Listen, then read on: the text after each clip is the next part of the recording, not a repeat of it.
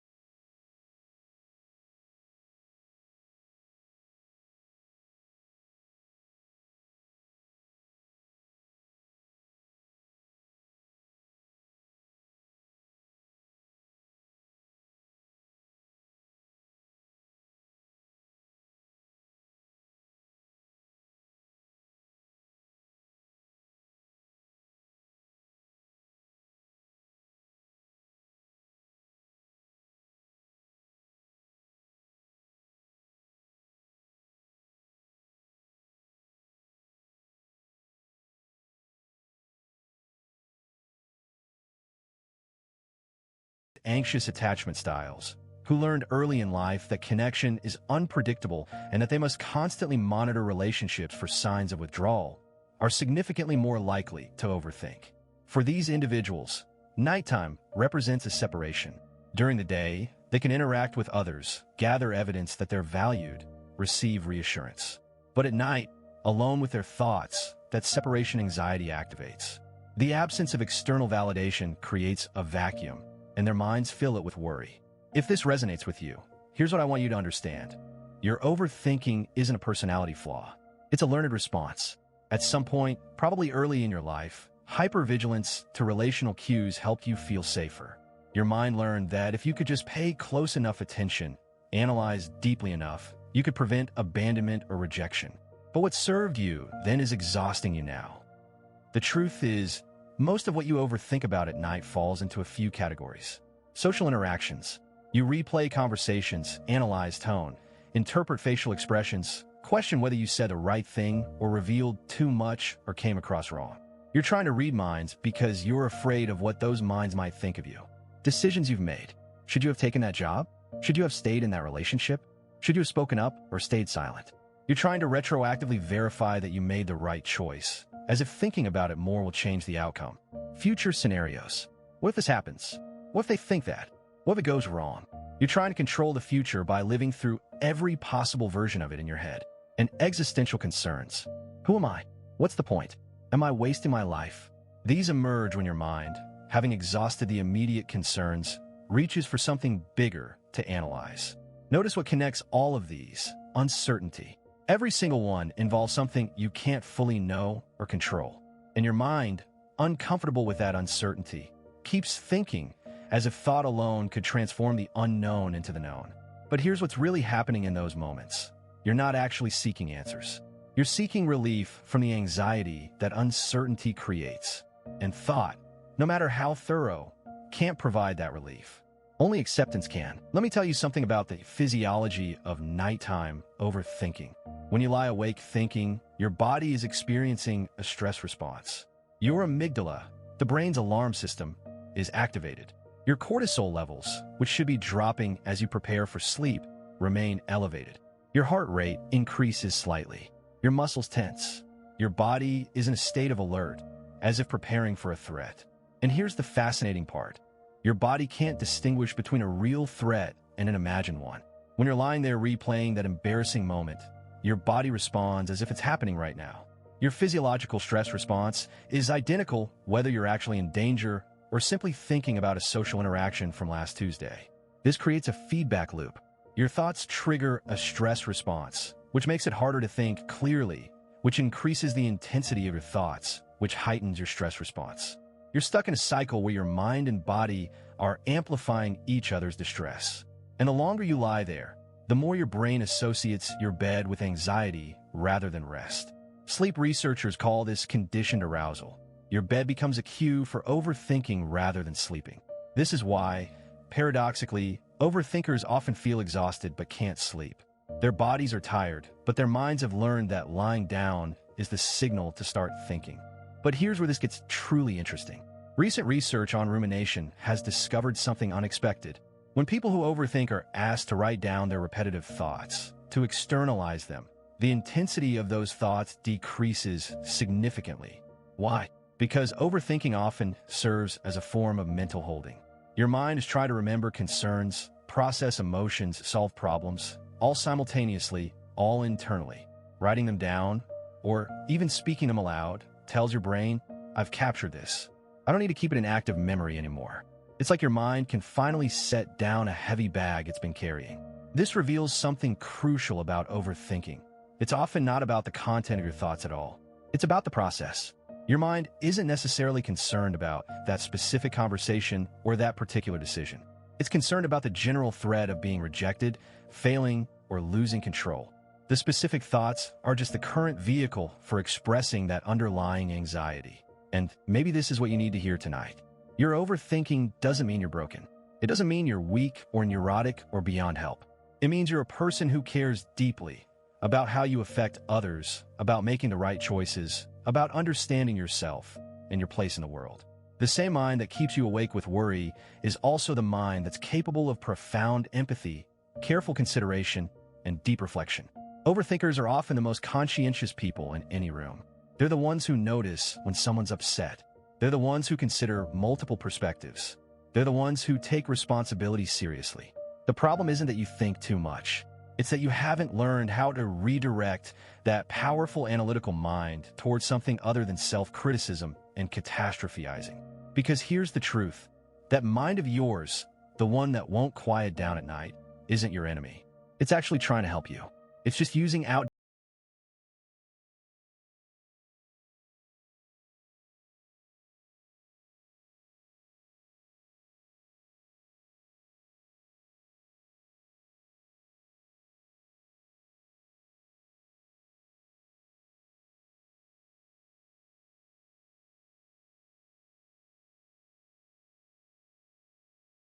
asking to be acknowledged. You're not really analyzing that conversation from today. You're feeling anxious about whether you're valued. You're not really planning for tomorrow. You're feeling uncertain about your capability. You're not really reviewing your past decisions. You're feeling regret or grief or loss. And emotions, unlike problems, can't be solved through analysis. They can only be felt, acknowledged, and allowed to move through you. Here's what I want you to understand about those quiet hours when your mind won't rest. The silence of night isn't empty. It's full of everything you didn't have time to feel during the day. Every emotion you bypassed, every concern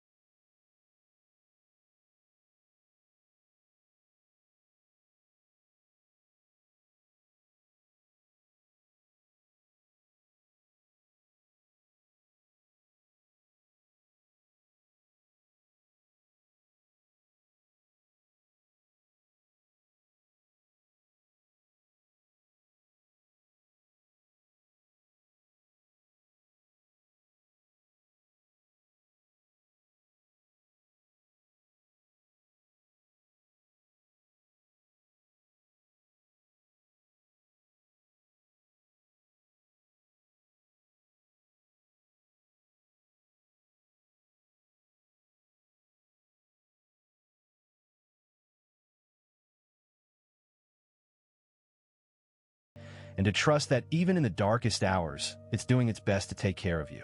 Even if its methods are imperfect, even if the journey is uncomfortable, even if you're tired of the conversation, your mind continues it because it believes deeply, fiercely, that you matter enough to worry about.